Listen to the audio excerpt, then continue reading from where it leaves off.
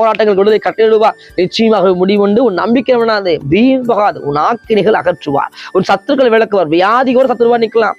வியாதியின் போராட்டம், மனுஷனுடைய நிந்தை பேச்சு, இன்னுமாய் பொருளாதார வீழ்ச்சி, நஷ்டங்கள், தேவையில்லாத வாக்குவாதங்களை கொண்டு சத்துருக்களை முடக்க வேண்டிய காத்திருக்கலாம். இந்த சாயந்தர வேலை கத்த சொல்ல உன் நடுவில் அவர் இருக்கிறார். இஸ்ரவேலின் ராஜாமே கர்த்தர் உன் நடுவில் இருக்கிறார். நீ தீங்கை காண்பதில்லை, தீங்கினவர்களை நீ காண்பதில்லை. இந்த சாயந்தர வேலை செய்தி கேட்டுக்கொண்டிருக்க உங்க வாழ்க்கையில இனி தீங்கை காண்பதில்லை. உனக்கு தொடர்ந்த நஷ்டங்களை நீ பார்ப்பதில்லை. தொடர்ச்சி அந்த போராட்டத்தை நீ காண்பதில்லை. ஏன்னா இஸ்ரவேலின் தேவனை கர்த்தர் உன் நடுவில் இருக்கிறார்.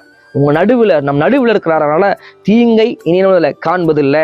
பிசாசம் உன் எல்லை விட்டு துரத்துகிறார். உன்னை முடைக்கப்பட்ட பிசாசு, தூக்க வராம நைட்ல தூங்க முடியாம போராடி கொண்டிருக்கான பிசாசு உன் எல்லைகள்ல, மன அழுத்தத்தை கொண்டு வந்திருக்கானே உன் எல்லைகள்ல, நஷ்டங்களை கொண்டு வந்திருக்கான எல்லைகள்ல, தேவையில்லாத வாக்குவாதங்களை சண்டைகளை கொண்டு வந்திருக்கான எல்லைகள்ல, பிரிவினை கொண்டு வந்திருக்கான எல்லைகள்ல, அது எல்லாம் இந்த சாயந்தர வேளையில உன் எல்லை விட்டு கர்த்தர் துரத்துவார். இந்த எல்லைகள்ல சாயந்தர வேளையில உன் எல்லைகள் இருக்கிற சத்ருவின் போராட்டங்கள்ல எல்லாம் துரத்துவார். மன அழுத்தங்கள்ல, டிப்ரெஷன்ல எனக்கு யாராலும் சொல்லி கொண்டிருக்கிறீங்கள, உங்களுக்கு கர்த்தராக நான் இருக்கிற அந்த சாயந்தர வேளையில உன் ஆக்கினைகளை அகற்றி உன் சத்துருக்களை விலக்கி இஸ்ரவேலின் ராஜாவே கர்த்தர் உன் நடுவில் இருக்கிறார். இனி நீ தீங்கை காண்பதில்லை. ஆமாங்க, இனி தீங்கை காண்பதில்லை. உன் மரண பயம் உன்னை மேற்கொள்வதில்லை. ஒரு மரண பயம் உன்னை ஆட்கொண்டே இருக்குது. ஒரு மரண பயம் உன்னை எப்போது பயப்படுத்தி கொண்டே இருக்குது. தூங்க முடியல, தூக்கம் வர மாட்டேங்குது. இரவல நடந்து கொண்டே இருக்கிற ஆண்டவங்களை பார்த்து சொல்லுறார், பயப்படாத, இனி நீ தீங்கை காண்பதில்லை. ஐயோ, என் பிள்ளையோட எதிர்காலம் என்ன ஆக போகுதுன்னு தெரியலையே, என் மகளோட எதிர்காலம் என்னன்னு தெரியலையே, என் மனைவியோட பிரச்சனையா இருக்குது, ஒரு குடும்ப காரியத்தில் ஏதோ காரியத்தை யோசித்து கொண்டிருக்கிறீங்க. கர்த்தர் சொல்றாரு, இனி நீ தீங்கை காண்பதில்லை. இனி தீங்கை காண்பதில்லை.